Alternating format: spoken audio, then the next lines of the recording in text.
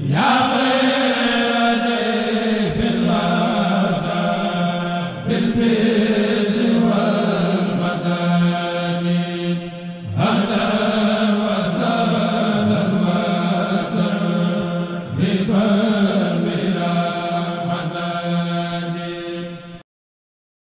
allons aujourd'hui parler d'un poème particulier qui s'appelle Yaqini ilal Jannati. Yaqini ilal Jannati, c'est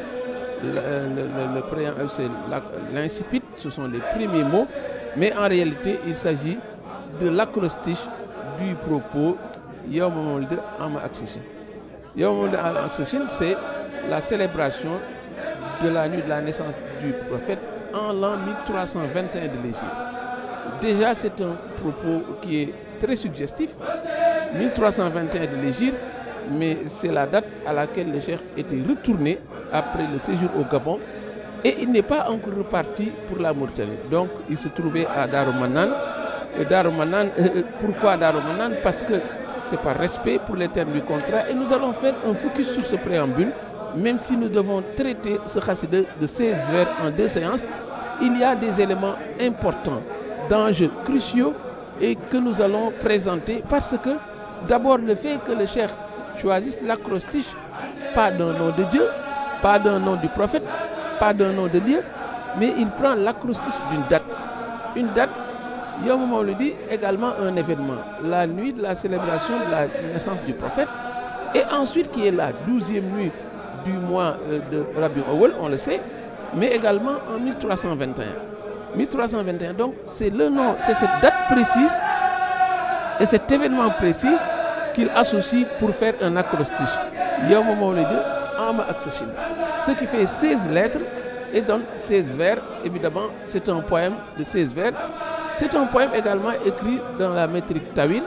C'est un poème où tous les vers riment en dou, dont la lettre Dal, flanquée de la voyellation en ou. Je disais donc que ce propos mérite qu'on s'y appesantisse parce que cela clôt le débat des sources quand on veut enseigner les écrits du cheikh. Il y en a qui prennent le parti d'enseigner les écrits du cheikh en faisant l'impasse sur les écrits du cheikh lui-même, alors que c'est la référence la plus sûre. Et à force de regroupement, on peut normalement savoir, même si on n'est pas versé dans la foi comme beaucoup de chercheurs peuvent l'être, mais il y a des recoupements qu'on peut faire. Et là, les propos du cheikh font foi. Et on a besoin toujours de convoquer ces écrits, ne serait-ce que pour faire des recoupements. 1321, donc, le cheikh se trouvait à Darou Manane. Il est revenu du Gabon après cette défaite cinglante des colonisateurs. Mais pourquoi il n'est pas allé à Touba? Parce que dans les termes du contrat qu'il avait signé avec le prophète, on lui avait dit qu'il faut sortir de Touba. Et cette déclaration était péremptoire. Il n'y a pas eu de propos ou bien d'autres injonctions qui viennent balayer cela.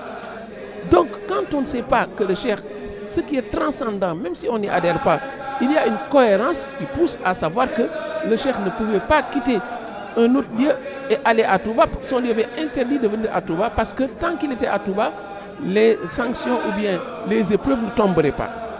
Ça, c'est d'un.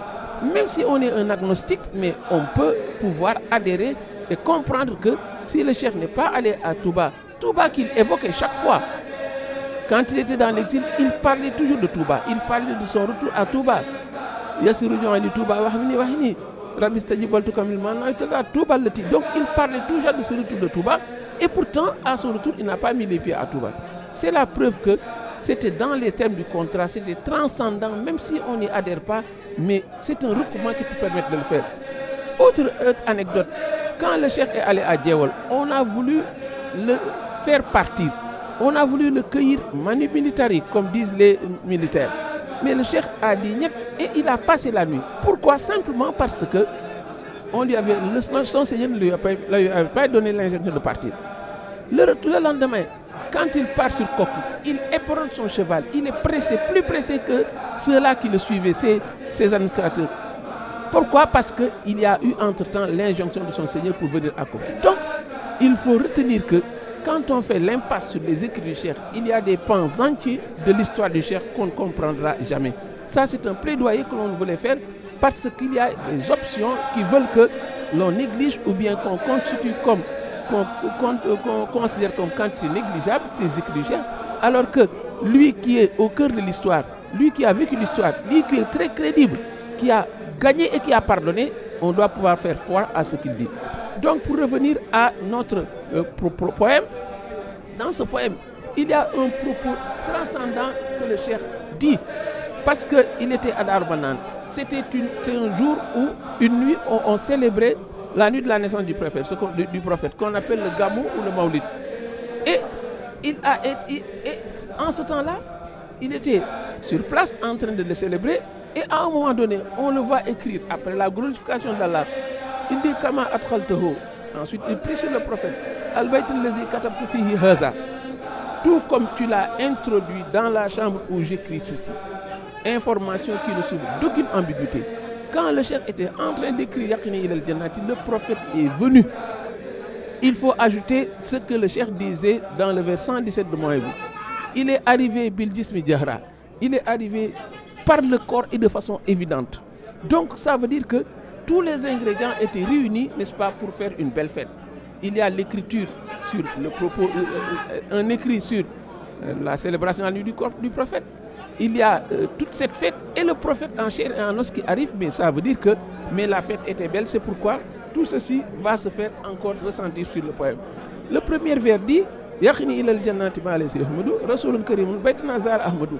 Puisque le prophète est là, il dit Ahmad, le noble messager, m'a rendu visite dans ma demeure, lui qui m'a préservé jusqu'au paradis de tout ce qui n'est pas agréé. Donc il confirme par le premier vers que le prophète est venu, n'est-ce pas, le rencontrer, lui rendre visite par cette ziara. Et au vers 2, Mohammed le messager, l'intercesseur, parmi les créatures, m'a préservé du mal, de l'ignorance et de la mort. Préserver de la mort, il faut bien le comprendre, parce que la mort, c'est le fait de l'oubli. Et le Cheikh est resté vivace dans les cœurs et dans les esprits, et il le restera toujours. Donc, ce n'est qu'une mort en apparence, mais il vit dans les cœurs, et comme c'est ça l'enseignement qu'il faut tirer de ce propos. Les deux premiers vers traduisent une reconnaissance envers le prophète Mohammed. C'est réel parce qu'il a eu beaucoup de bienfaits grâce à cet être qu'il chérit tant. Mais les vers qui suivent, on entre de plein pied dans la célébration de la nuit du Gamou. Et on sait que la nuit de la naissance du prophète, comment le célébrer? Mais c'est par la déclamation des écrits du Cheikh, faire connaître les écrits destinés au prophète, mais également dire ses bienfaits et ses prodiges. C'est pourquoi il commence à dire au vers 3, Muhammad al-Mukhtar, la khalqa mislo, Muhammad le choisi, le meilleur, nul être ne lui est égal. Au vers 5, il m'est apparu clairement sur terre la prééminence du prophète sur toute créature, car c'est sur lui que s'appuient les créatures. Et ensuite, on sent un besoin insatiable de montrer aux plus aveugles que ce prophète est incomparable. Quand il dit Laqad mala man zanna al-mukhaffa Muhammadan yuhakil walidan qad mada awsal yuladu.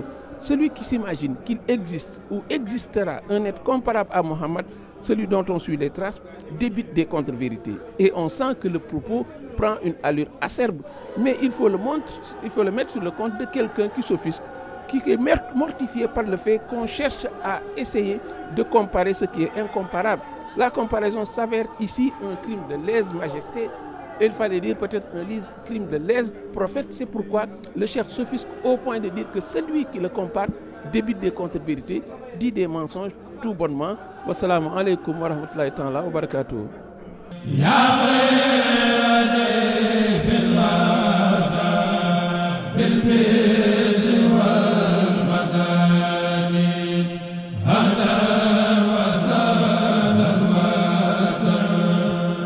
Bye.